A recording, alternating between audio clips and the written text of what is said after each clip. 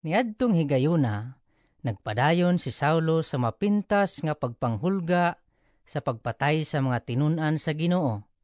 Miadto siya sa Pangulong Pare ug nangayog mga sulat nga magpaila kaniya ngadto sa mga sinagoga sa Damasco, nga siya gitugutan sa pagdakop sa mga sumusunod sa dalan nga iyang makit-an didto, lalaki o babae, ug pagdala kanila balik sa Jerusalem. Mipanaw siya padulong sa Damasco. Sa duol na siya sa syudad, sa kalit may kahayag gikan sa langit nga midan-ag libot kaniya. Natumbas siya og nadungog niya ang tingog nga nag-ingon, Saulo! Saulo! Nganong gilutos mo man ako? Kinsa ka ba, Ginoo?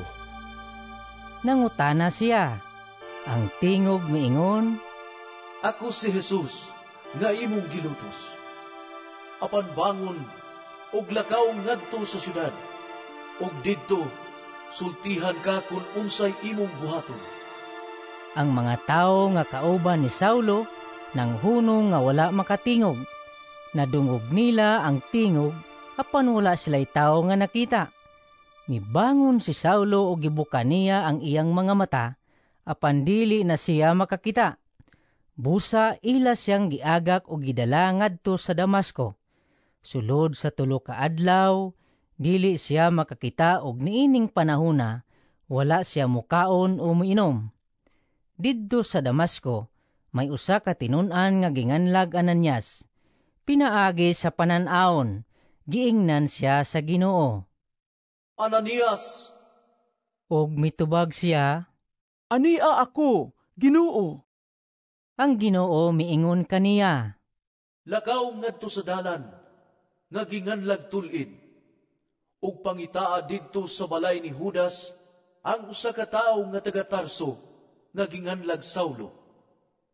Nagampo siya, ug sa panan-awon, nakita niya ang usa ka tawo nga ginganlag Ananias, nga misulod, ug unya mipandong kaniya sa iyang kamot, aron makakita siya pag-usab.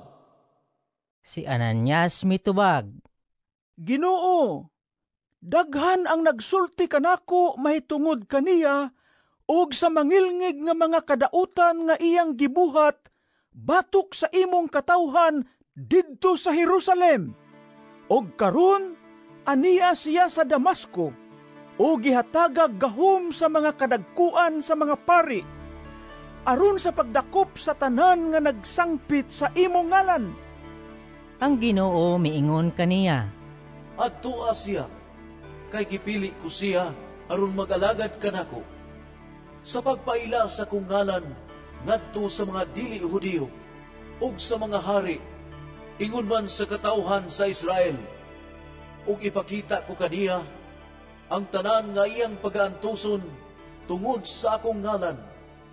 Busa miadto si Ananias sa balay o gipandong niya kang Saulo ang iyang mga kamot. Unya miingon siya, Igsoong Saulo, ang Ginoong Hesus nga nagpakita kanimo didto sa dalan sa imong pagpaingon nganhi, nagpadala kanako aron makakita ka pag-usab ug mapuno sa Espiritu Santo. Diha-diha may nangahulog nga daw mga himbis sa isda gikan sa mata ni Saulo, ug nakakita siya pag-usab. Mitindog siya og gibunyagan, ug mikaon siya og nabaskog.